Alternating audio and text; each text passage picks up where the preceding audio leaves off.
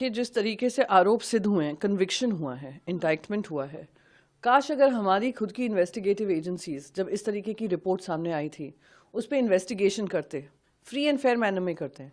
एक जो corporate governance की बात करते हैं, कॉर्पोरेट रिस्पॉन्सिबिलिटी की बात करते हैं, कॉर्पोरेट अकाउंटेबिलिटी की बात करते हैं, उसको ध्यान में रखकर अगर इंडस्ट्रियलिस्ट पे कोई कार्रवाई इन द सेंस कि उनसे कहें नियम कानूनों का पालन करें, पर हमने देखा कैसे एजेंसीज भी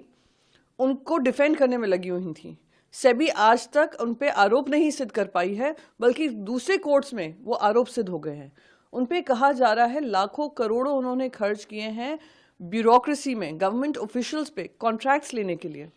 सोलर पावर कॉन्ट्रैक्ट्स लिया, और वो उन्होंने इन्वेस्टर्स को, यूएस इन्वेस्टर्स में जो बॉन्ड्स थे जिससे वो पैसा कलेक्ट कर रहे थे, उन्होंने उसको रिवील नहीं किया है। ये अगर अदानी पे इस तरीके के गंभीर आरोप लगते हैं और इंडाइटमेंट होता है, ये हमारे देश के लिए, देश की क्रेडिबिलिटी के ऊपर प्रश्न चिन्ह उठता है। सालों से कमाई हुई क्रेडिबिलिटी, सालों से कमाई हुई इज्जत एक इंडस्ट्रियलिस्ट की वजह से गवा देना, मैं मानती हूँ बहुत ही दुर्भाग्यपूर्ण है। इंडस्ट्रियलिस्ट बड़े,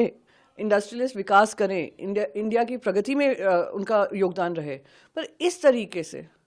जो इंडिया में ही इन्वेस्टिगेशन होना चाहिए था, आज विदेशों में डंका बज रहा है। ये बेहद ही शर्मनाक है, दुखद है, और मैं उम्मीद करती हूँ कि without losing any more time Indian agencies थोड़ा स्पाइन दिखाकर उनको सही कॉर्पोरेट गवर्नेंस के अंतर्गत